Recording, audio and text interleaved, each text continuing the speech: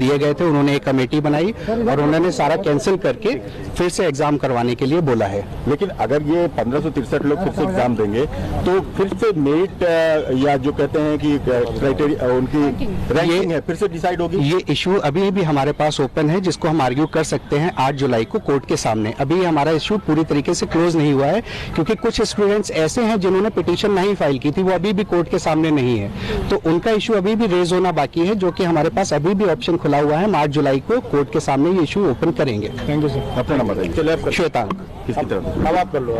we filed PIL regarding this NEET examination. There were various issues which we have raised on behalf of lakhs of students. The main issue was this paper leak and the other malpractices which has been followed by the NTA. And now today they have admitted their mistake, stating that yes, those grace marks, regarding those grace marks, we are going to conduct the re-examination, which means there was something which was amiss, and now they have taken note of it, and that's why the court has also directed that re-examination will be done on 23rd of June. 63 students को दिए थे, वो पूरी तरह से उन्होंने agree किया कि बच्चों के अंदर डिससेटिस्फैक्शन लेके आया और कहीं ना कहीं ये गलत था। तो काफी लंबे समय से हम लोग ये लड़ाई लड़ रहे थे कि पहली बार ग्रेस नंबर 1563 स्टूडेंट्स को हम ऑप्शन देते हैं दूसरी बार एग्जाम देने का, प्रोबेबली 23 जून को। अब या तो ये री एग्जाम वो इनके रह जाएंगे, ग्रेस वाले नहीं रहेंगे।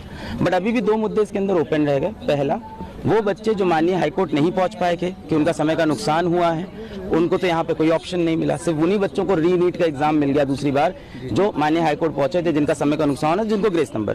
तो बाकी लोग के लिए कोई विंडो नहीं खुली है। तो यहाँ पे एक चीज है जो फेयर नहीं लग रही है। दूसरी चीज ये लगती है कि जब एनटीए खुद एग्री कर रहा है आ जाके कि हमने 1563 स्टूडेंट्स को जो ग्रेस दिया वो पूरी तरह से सही नहीं था, गलत था, तो और कितनी डिस्पेरेंसीज हो सकती है उसके अंदर, इसके ऊपर भी देखना चाहिए। क्योंकि उन्होंने ये चीज बिना किसी की परमिशन के अपने आप ग्रेस नंबर का कॉन्सेप्ट लाया और ला दिया। क्या पास में भी ऐसी चीज उन्होंने कभी की है जो कभी कोर्ट तक नहीं पहुंची है?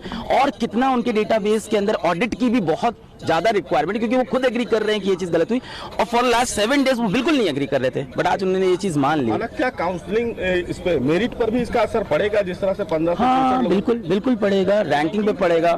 रैंकिंग बिल्कुल री एग्जाम के बाद ही रैंकिंग डिसाइड होगी, क्योंकि काउंसलिंग ये कह रहे हैं कि 6 जुलाई से करेंगे।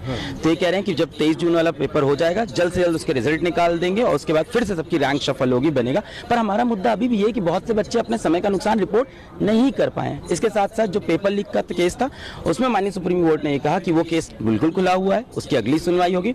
और आज माननीय सुप्रीम कोर्ट में जजेस ने पहली बार ये भी बोला कि मान लेते हैं काउंसलिंग हो गई, मान लेते हैं बच्चों का एडमिशन हो गया, उसके बाद भी हमें गैप्स मिलते हैं, तो Supreme Court has all the powers to revert everything. तो उन्होंने कहा मान लेते काउंसलिंग होती है, बच्चों का एडमिशन हो गया, कल को हमें कोई मुद्दा मिलता है, भले ही पेपर लीक हो या कोई और डिस्पेरेंसी हो, तो हमारे पास सारी पावर है चीजों को वापस सही करने की। को क्या आप लोग इस मामले को उठाएंगे सुप्रीम कोर्ट के समक्ष कि अभी भी विंडोज खुले हुए हैं? बिल्कुल रिव्यू करते हैं, देखते हैं ऑर्डर क्या आता है उसके बेसिस पे, क्योंकि जो मुद्दे खुले हुए हैं उन पे कैसे आगे अप्रोच करना है legally, will take a call on that. Really thanks Rohit ji, है ना, सबसे पहले Singhania law firms, and then I thanks Jai Sai Deepak ji, बहुत अच्छा आर्गुमेंट दिया।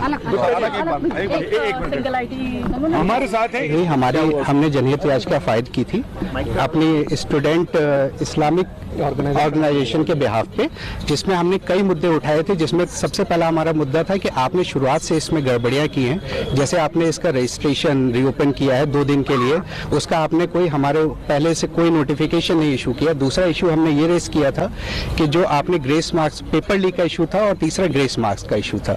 तो आज ग्रेस मार्क्स का इशू कोर्ट ने कंसिडर किया है, और उसमें ये कोर्ट ने ये बोला है कि कोर्ट एनटीए ने आके क्लैरिफिकेशन दिया है, कमेटी बनाई, जिसके बेसिस पे कोर्ट ने ये बोला है कि ठीक है, जितने भी स्टूडेंट्स ने जिनको ग्रेस मार्क्स अवार्ड हुए हैं, ये सब दोबारा से अपीयर होंगे 23rd of जून को, और इनका रिजल्ट 30th of जून को डिक्लेयर किया जाएगा। लेकिन